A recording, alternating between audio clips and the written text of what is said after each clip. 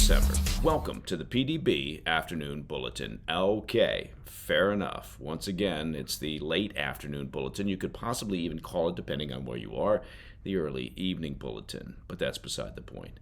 I'm Mike Baker, your eyes and ears on the world stage. All right, let's get briefed. First, senior NATO officials have issued a stark warning about the growing threat posed by the Kremlin's shadow war against Ukraine's Western allies, which they say risks triggering a wider conflict.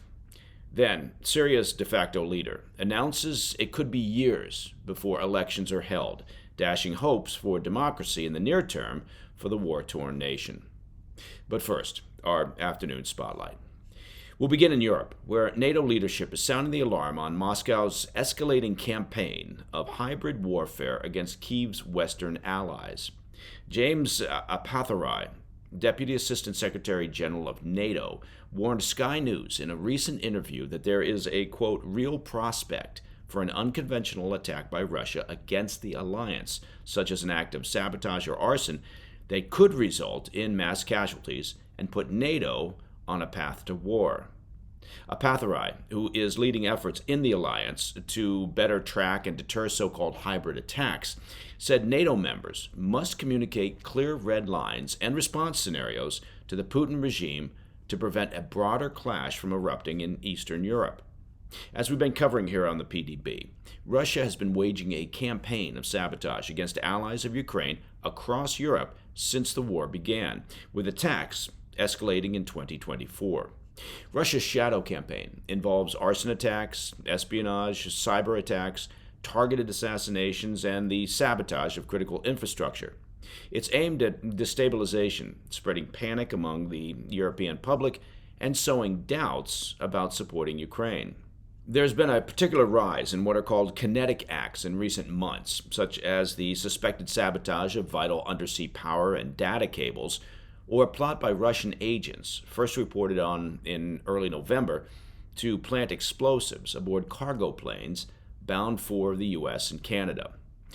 Apatharai, the NATO official, warned that any one of these acts could end up triggering a broader regional conflict. Though it occurred before the war began in Ukraine, he also pointed to an attempt by the Kremlin to kill a Russian double agent and his daughter in the UK back in 2018, which involved using a large batch of Novichok chemical weapon that could have potentially killed thousands of people. Of course, that attempt on Sergei Skripal and his daughter was just one in a long string of targeted assassinations against Putin's enemies abroad over the years. Another, of course, was the infamous killing of Alexander Litvinenko, who died from polonium poisoning in London.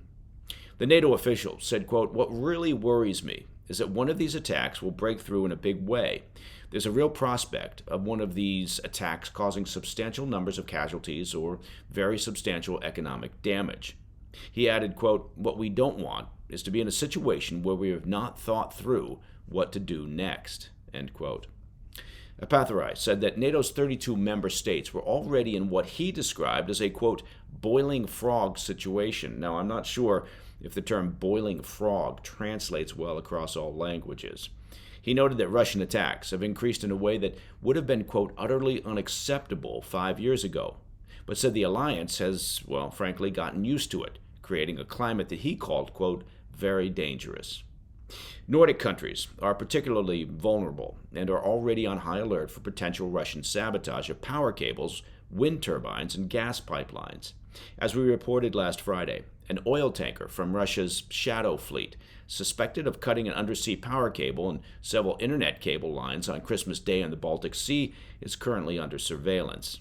In an effort to not be caught flat-footed by future Russian aggression, NATO is working to update its strategy on hybrid warfare, first written back in 2015, to clearly outline what type of attacks would end up triggering a full-scale military response from the alliance.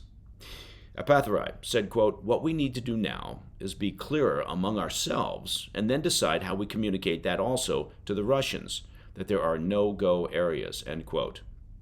Well, he's not the only one growing concerned about the current status quo. Senior officials in Kyiv are warning that Russia may escalate its hybrid warfare tactics beyond covert acts of sabotage, and that NATO must do more to deter Moscow's belligerence before it's too late. On Sunday, the head of Ukraine's presidential office said, quote, "Impunity breeds permissiveness. This is the moment that requires strong decisions and strong actions," end quote. All right. Coming up, it looks like hopes for democracy, at least in the short to midterm, in Syria might be fading, as the nation's new de facto leader indicates it could be years before elections are held. We'll discuss the implications when we return. I'll be right back. Welcome back to the Afternoon Bulletin. Bad news for anyone who was hoping democracy would be coming to Syria anytime soon, as de facto leader Ahmed al-Sharaa outlined a roadmap that could delay elections by as much as 4 years.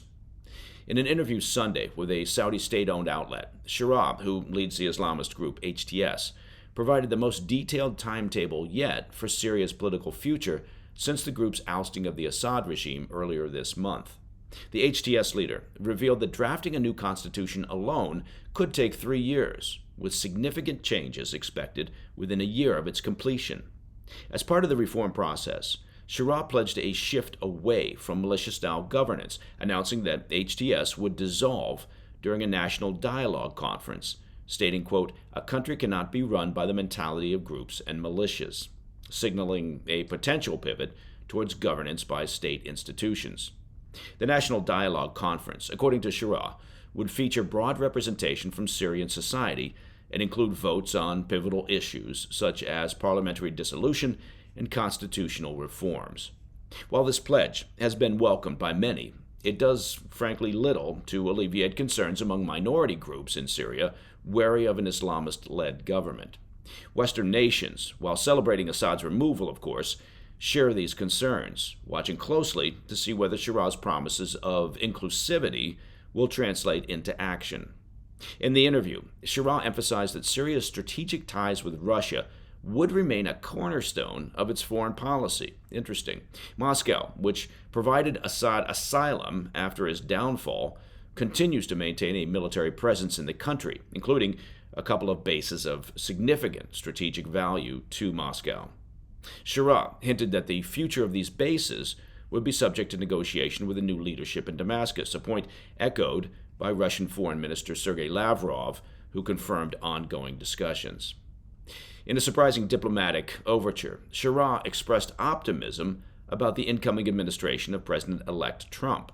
The HTS leader suggested that Washington might lift sanctions on Syria following visits by senior U.S. diplomats earlier this month, who confirmed the removal of the $10 million bounty that had been placed on him, a reversal that signals a potential thaw in relations.